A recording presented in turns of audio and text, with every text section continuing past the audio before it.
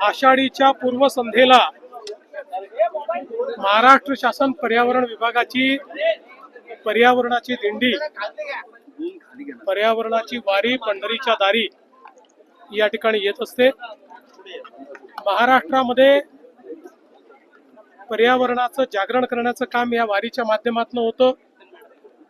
आपल्या पारंपरिक संस्कृतीच्या माध्यमातून कीर्तन असेल, भारुड असेल, गोंधळ असेल, पोवाडा असेल, अशा विविध सांस्कृतिक माध्यमातून आपल्या परंपरेमध्ये पर्यावरणाला दिलेले जे महत्व आहे आणि विशेषतः भागवत धर्मामध्ये ज्ञानेश्वर माऊलींपासून जगद्गुरु तुकाराम महाराजांपर्यंत सर्व संतांनी ज्या प्रकारे पर्यावरणाचा संदेश दिला आहे तो पोचवण्याचा प्रयत्न या माध्यमातून आपण करत असतो।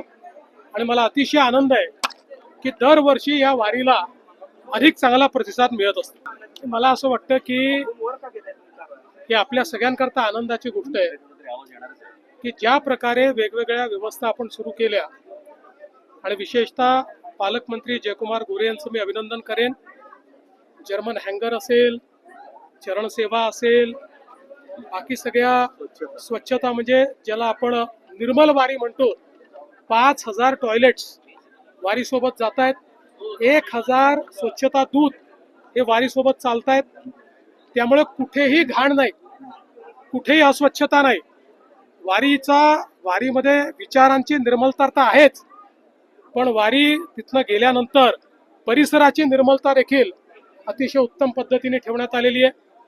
वाळवंटामध्ये आपण बघितलं असेल कचऱ्याचं कुठे लवलेश नाही, अतिशय सुंदर त्या ठिकाणची व्यवस्था आहे। पाण्याची व्यवस्था त्या ठिकाणी निर्मल पाणी पाहायला मिळतंय, त्या ठिकाणी कुठेही घाण किंवा विष्ठा आपल्याला पाहायला मिळत नाही।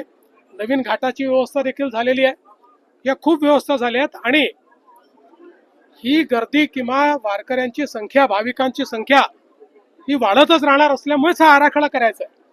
आणि मला विश्वास आहे की पुढच्या वर्षी आपल्याला अजून मोठा बदल याच्यामध्ये पाहायला मिळेल आणि लवकरच हा कॉरिडॉर झाल्यानंतर 40 लाख 50 लाख वारकरी देखील हँडल करण्याची कॅपॅसिटी, ती क्षमता ही आपली तयार होईल। मी एवढंच म्हणेन, लोकशाहीमध्ये आपलं मत मांडण्याचा सगळ्यांना अधिकार आहे। केवळ त्याच्यामध्ये लोकशाही आणि संविधानाची चाड सर्वांनीच ठेवली पाहिजे।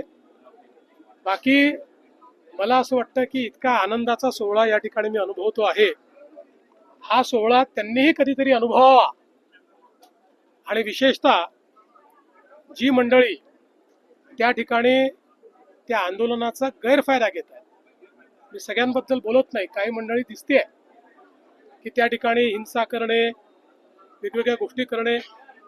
माझी ईश्वराला प्रार्थना आहे की एकदा त्यांनाही वारीत या ठिकाणी येण्याची संधी मिळावी, म्हणजे त्यांचंही विचाराचं प्रदूषण संपेल।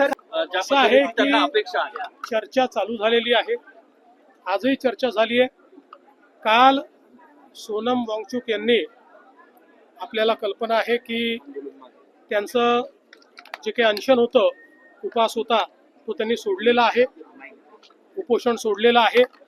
आज प्रतिनिधींसोबत चर्चा चालू झाली आहे, उद्याही चर्चा होणार आहे।